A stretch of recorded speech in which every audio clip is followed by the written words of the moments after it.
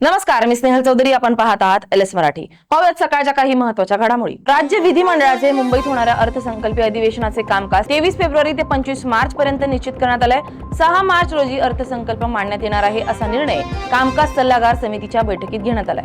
विधान भवन येथे विधिमंडळ कामकाज सल्लागार समितीची बैठक झाली. दिवंगत उपमुख्यमंत्री अजित पवार यांना कामकाज सल्लागार समितीच्या दोन्ही बैठकीत श्रद्धांजली अर्पण करण्यात आली आहे. सुनेत्रा पवार आज पंतप्रधान नरेंद्र मोदी यांनी गृहमंत्री अमित शाह यांची भेट घेणार आहेत. उपमुख्यमंत्रीपदी शपथ घेतल्यानंतर सदिच्छा भेटीसाठी जात असल्याची उपमुख्यमंत्री कार्यालयाची माहिती आहे. दिल्ली दौऱ्यामध्ये पार्थ पवार, प्रदेशाध्यक्ष सुनील तटकरे आणि राष्ट्रीय कार्याध्यक्ष प्रफुल्ल पटेल देखील सोबत असणार आहेत. मुंबई महापालिकेच्या महापौर आणि उपमहापौर पदासाठी आज निवडणूक होणार आहे.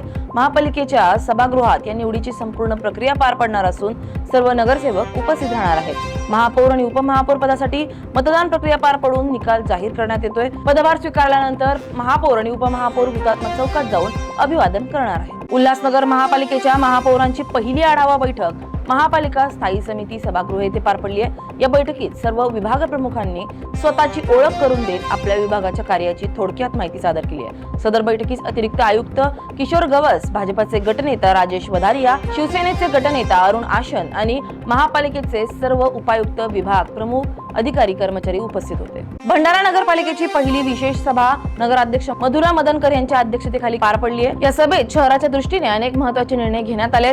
शहरातील बहिरंगेश्वर तीर्थक्षेत्राचा दर्जा वाढवून त्याचा अ वर्गात समावेश करण्याचा प्रस्ताव सरकारकडे पाठवण्यात येणार आहे. तसेच खांब तलाव येथील श्री चक्रधर स्वामी मंदिर आणि शीतला माता मंदिराला क वर्गाचा दर्जा देण्याचा महत्त्वपूर्ण निर्णय घेण्यात आलाय. भंडाऱ्याच्या पवनी तालुक्यातील जुनोणा ग्रामपंचायतीत एक धक्कादायक प्रकार समोर आलाय. वस्तूंची खरेदी न करता चक्क कोरी बिलं जोडून लाखो रुपयांचा अपहार झाल्याचा आरोप ग्रामस्थांनी केलाय. तक्रार करून 40 दिवस उलटले तरी अद्याप कोणतीही कारवाई न झाल्याने प्रशासनाच्या भूमिकेवर प्रश्नचिन्ह उपस्थित केले जाते. भंडाराच्या तुमसरमध्ये चेन स्नॅचिंगची एक खळबळजनक घटना समोर आली आहे. हनुमान नगर भागात रात्रीच्या सुमारास एका महिलेचा पाठलाग करून दुचाकीस्वार चोरट्यांनी 3 तोळ्यांचे सोन्याचे मंगळसूत्र हिसकावून नेले. ही संपूर्ण घटना परिसरात सीसीटीव्ही कॅमेऱ्यात कैद झाली आहे. विरार पूर्वेत शार्वी बार हॉटेलच्या किचन मध्ये भीषण आग लागली आहे. धुराचे लोट दूरवरून दिसत होते. आगीची माहिती मिळताच वसई विरार महापालिकेच्या अग्निशमन दलाने घटनास्थळी पोहोचून आगीवर नियंत्रण मिळवले.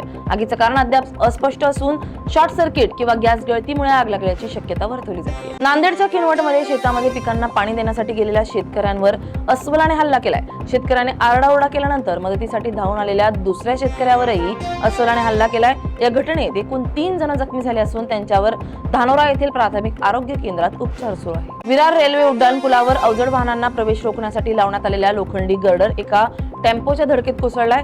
या घटनेमुळे काही काळ पुलावरील दोन्ही बाजूंची वाहतूक पूर्णतः ठप्प झाली होती. नियम धाब्यावर बसून काही टेम्पो आणि बस चालक उड्डाणपुलावरून प्रवास करत असल्याचं वारंवार दिसून येते. या होत्या काही महत्त्वाच्या घडामोडी. पाहत रहा LS मराठी.